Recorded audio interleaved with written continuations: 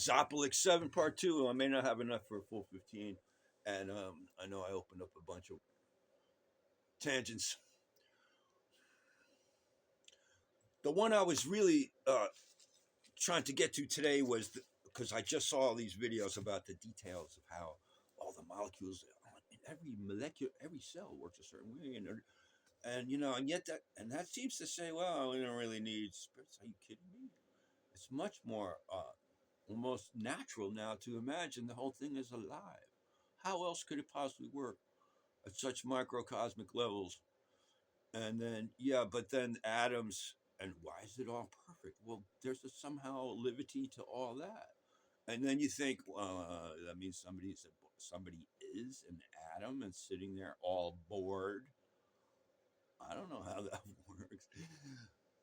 Imagine before and like when you're not quite conscious, you're feeling it. And that's why I say, even the seven principles of reality starts with mentalism. Well, what about being there-ness before you start thinking about it?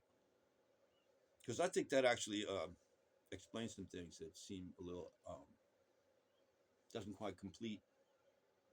Although they go all the way down to the seventh one is gender, where suddenly you're there, not just there, but feeling sexual energies. Yeah, there's a coming to understanding. A lot of the metaphysical stuff makes more sense when you actually apply it to physics. But why are we competing? Why does Hindu and Vedic have to compete with modern physics? Or say, yeah, we got there first. All of this finger pointing. We're coming to a place where things can come together. And I don't see enough acknowledgement on the part of left. Because look at, man, I'm a utopian idealist. But I guess I can't use the word left anymore because that means I got to defend all kinds of strangeness. I'm defending full freedom, but under the context of understanding it, not just running hog wild with whatever you think you want to do just because you got that whim. That's postmodern. That's pure materialite philosophy applied to the metaphysics, as if you could have a materialite metaphysics. Materialite metaphysics says anybody can do whatever the hell they want. Fuck the rest of you. That's kind of Satanism in a way. I don't want to get into all that. There's all kind of ways to get it wrong, man.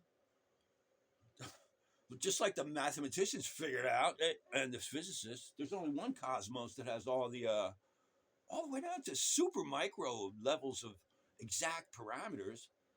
You try to understand that from physics and the materialite perspective. First of all, you kill it. To conceive it and understand it, you have to stop it. But it's never stopped. Not for what they're calling a split second. If it's never stopped, time isn't actually real that way. It's always now in such amazing fervor.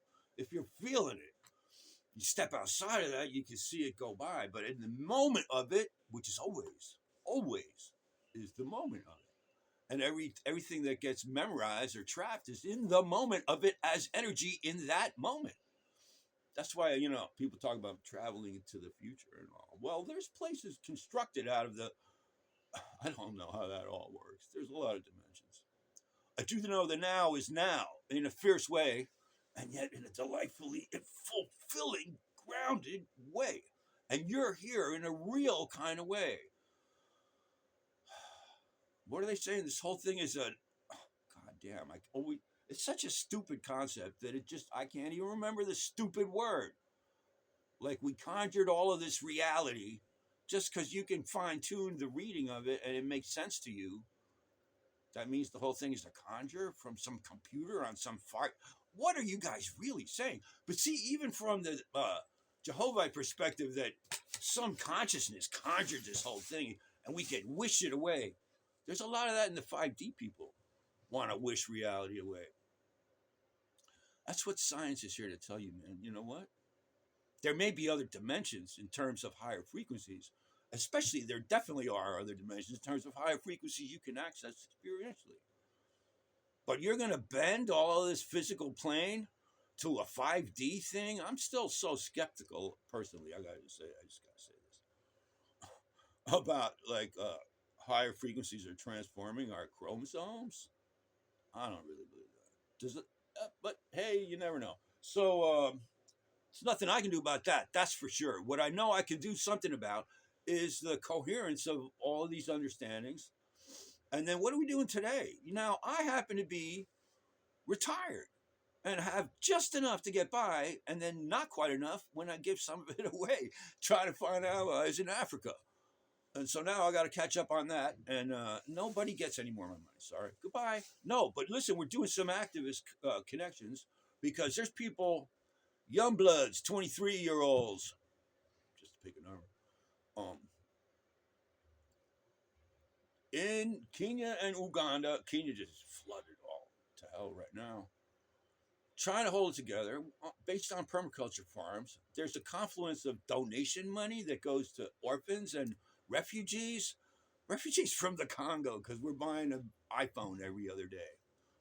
Everybody, if you look at that, like, again, you just take one slice of that and it seems, yeah, I buy an iPhone every year. No, a gazillion iPhones are being bought every single minute. Nothing ever stops. I saw that in New York City, growing up in New York City. You think when you're caught in traffic, oh, traffic. No, it never stops. It never stops. It hasn't stopped since then. And the same thing for the whole cosmos. And there was never a minute of thinking about it. That's why when you think Jehovah thought about it, some bored God thought about it. No, there was something more visceral about how it all happened. And I have an insight on that. Nobody gives a fuck. Why? Because everybody's stuck on pointing fingers to the other camp. And all right, one of the biggest, where did all that, some of that, it's first of all natural. But the Christians and everybody from the Jehovahite school, including Islam to some, it's the same concept, except that might be a different energy. I believe it might be. Because there's blowback to somebody stepping up to being the leader, and yet it's natural. That's the thing that's hard to understand. It's not, you can see it happening, and there's the left-right divide to some extent right there. There's a lot of these divides that oddly take things resolved when at a higher ground. Sometimes neither side can see that. It's literally higher. And even the left, right, especially like the right. But we're talking about metaphysics of this. And I have a vision of it. I asked to see how the material plane happened, and I just said that in the last one, caught up in the three-side paradox. Some of the energy got caught, and it went from there. And then it went from there to a bunch of potential primal characters, and there was a place for a Jehovahite character to emerge and have the influence that he's claims to have, because he's an actual being. And I met him in the real world too, in one of my memories of a previous life. Strangely, what the hell? We're in the AZOPALIX means, well, the AZOPALIX is, I'm trying to bring utopia as I see it to this planet, because that's my 18th dimensional, cartoon dimensional, I can say what I'm seeing, which is a lot of perspectives that seem cartoon-like. Any more than Trump as president? Does that seem cartoon-like to anyone? I happen to really enjoy the whole process. I'm going to leave it there. And to hell with TDS. I'm sorry. Any of these syndromes that pit us against each other are malformed and lack of understanding and foreshortening of an amazing situation that we currently have. Everybody's just seeing the politics of this. This comes from all sides. If you're locked in one school, you're going to be defensive. You're going to be pointing fingers. I was going to say the blowback, the Christian position, the Jehovahite position is strategically placed in these days. But apparently it had to be seeded into the culture 6,000 years ago. And what needed to happen was that there would be the discussion of Jehovah as a possibility, because that makes it understandable why everything else is so fucked up. And if you're Jehovah, I'm saying this is an individual, but it's an individual that has a perspective that none of the rest of us could possibly have, because him and Sophia were the actual beings that, boom, created the Big Bang. Now, they're not the Big Bang, so you think he could wave a magic wand? No, but he has influence in ways that maybe you have influence over your own body or your community. You influence other things, and they start happening. And maybe he has a perspective where he understands that these days are the last days, but maybe not if he didn't call it out intentionally. Because from the Buddhist side of energies, if you don't allow for the fact that there's a focus intentionality to all of it, not just the perfection at the molecular level.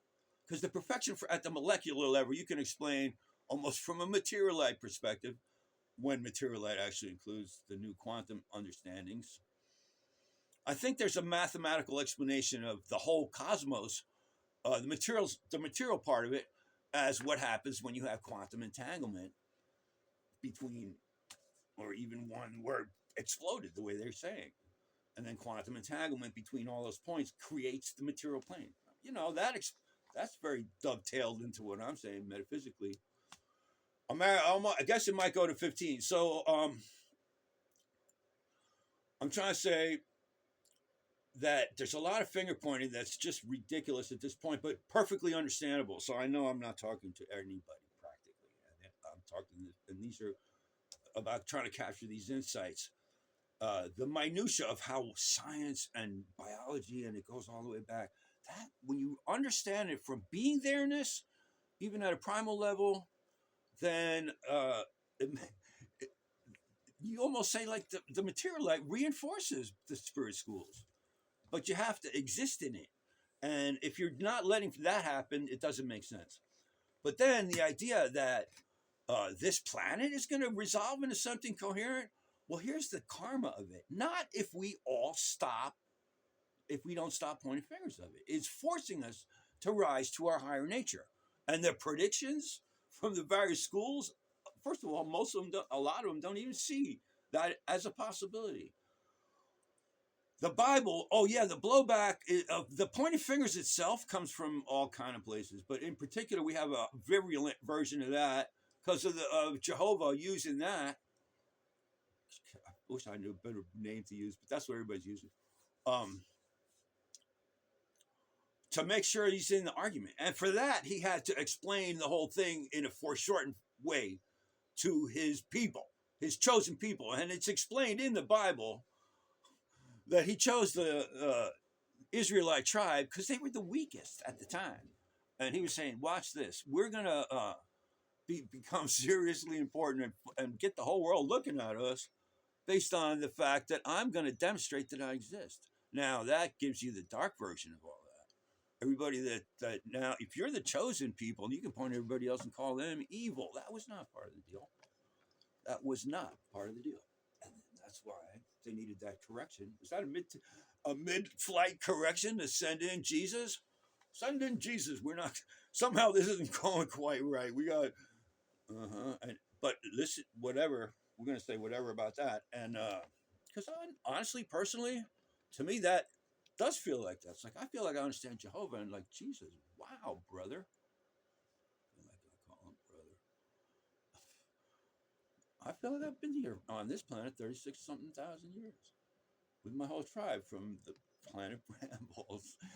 But Jehovah and Jesus showing up, demonstrate, like, wait, stop it now. All those extra rules, three or even two. Understand, love, God, yourself, whatever. I'm even missing them, right? Love. You can bring it down to love. But he made it more explicit. Your neighbor. What do you think the word neighbor means? It's not abstract. You can't have 8 billion neighbors. We have a neighbor right here. Makes a lot of noise, drives their boat in and out. I see him right there. And all of them, I'm seeing them all. None of us talk to each other. What the hell is that? Is this a Christian? Everybody's Christian. Everybody's Christian.